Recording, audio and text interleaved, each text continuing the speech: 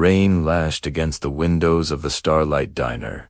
Each drop a tiny hammer against the glass. The neon sign outside sputtered, casting the empty parking lot in a flickering, ghostly glow of pink and blue. It was the kind of night that felt like the world was holding its breath, waiting for something to break. Inside, the only sounds were the hum of the ancient refrigerator and the hiss of the coffee machine. I was nursing a lukewarm cup of coffee, staring out at the deluge. The road was a black ribbon disappearing into the storm, and I was stranded. My car had given up the ghost about a mile back, its engine sighing its last breath before going silent. So here I was, in a 24-hour diner that felt like it existed outside of time, waiting for a tow truck that might as well have been a mythical creature. That's when the bell above the door chimed, a sharp, clear note cutting through the drone of the storm. He stood there for a moment, framed by the doorway, water dripping from the brim of his hat and the hem of his long coat. He looked like a character from an old black and white movie, a man out of place and out of time. He took off his hat, ran a hand through his damp, silver-streaked hair, and his eyes scanned the empty diner. They were tired eyes, but they held a spark, a depth that hinted at countless stories. They eventually landed on me, the sole patron in this forgotten oasis.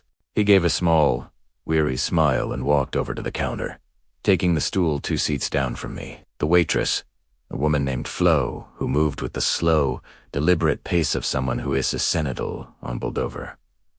"Coffee, hun?" she asked, her voice raspy.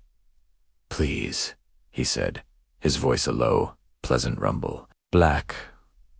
We sat in silence for a few minutes, the only 3 souls in this little bubble of light against the roaring dark. The air was thick with unspoken things. I was running from a life that had crumbled, a failed business, a broken heart. Every mile I put between me and my past felt like a victory, until tonight.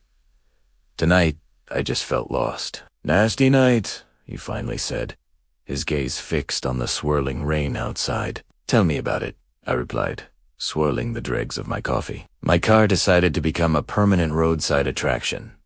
He chuckled, a warm sound that seemed to push back the gloom. They have a mind of their own, don't they? Usually at the worst possible time. He took a sip of his coffee. "Where are you headed?" Or, he paused, a knowing glint in his eye, "where are you running from?" The question was direct, but it didn't feel intrusive. It felt understanding. I found myself wanting to answer honestly. Is it that obvious? Everyone on this highway is either running to something or from something. I sighed softly. I've been on it long enough to know the look.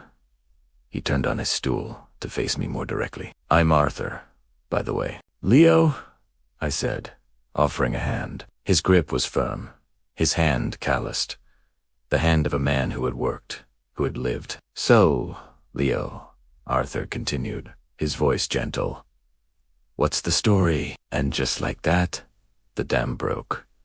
I told him everything. About the dreams I'd had, the business I'd built from the ground up, only to watch it fall apart. I told him about the betrayal, the loneliness, the feeling of being a complete and utter failure. The words just poured out, filling the quiet space between us. Flo silently refilled our cups, a silent observer to my confession.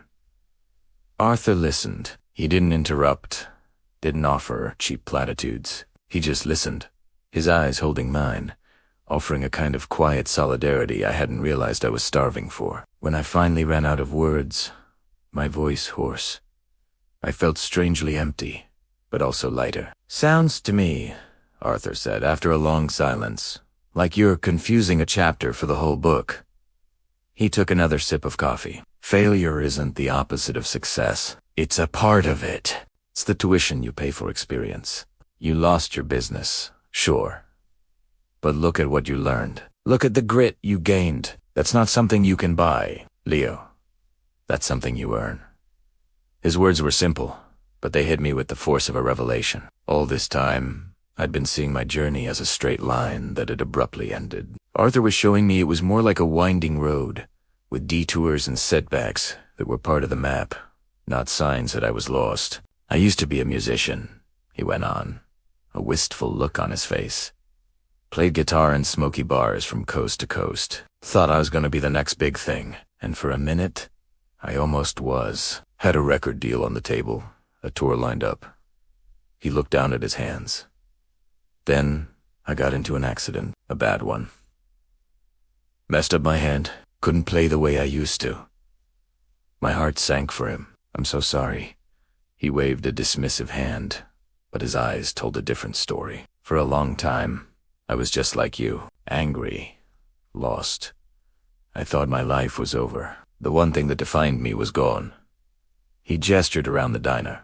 I started driving. Just driving. No destination. I thought if I drove far enough, I could outrun the ghost of who I used to be. But you can't. He leaned in a little closer, his voice dropping. One night, in a place a lot like this one, I met a woman. She was a painter. She told me something I'll never forget. She said, "Your art isn't in your hands. It's in your soul. You just have to find a new way to let it out." "So what did you do?" I asked, completely captivated. "I started writing," he said with a smile. "Words, stories, songs. I couldn't play them anymore, but I could write them. I found a new way to make music. It wasn't the life I planned, but in some ways, it's been even better. I learned that you're not defined by what you do, but by who you are. The passion, the drive, the heart. That's the constant. The job, the title, the circumstances. Those are just variables." We talked for hours.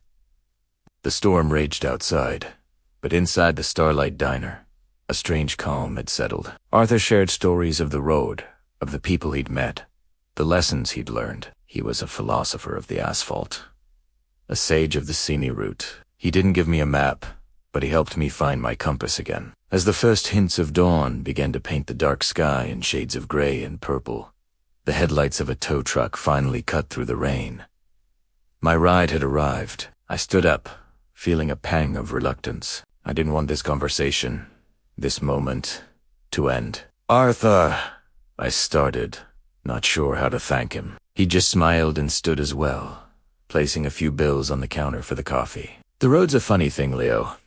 It takes things from you, but sometimes it gives you exactly what you need, right when you need it."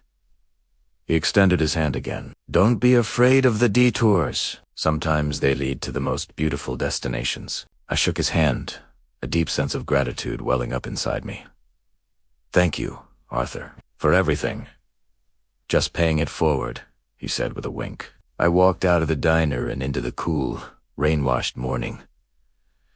The storm had passed. As the tow truck driver hooked up my car, I looked back at the diner. Arthur was standing in the window, raising his coffee cup in a silent toast. I raised my hand in return. I never saw Arthur again, but his words have stayed with me, a constant companion on my journey. My life didn't magically fix itself overnight. There were more struggles, more challenges.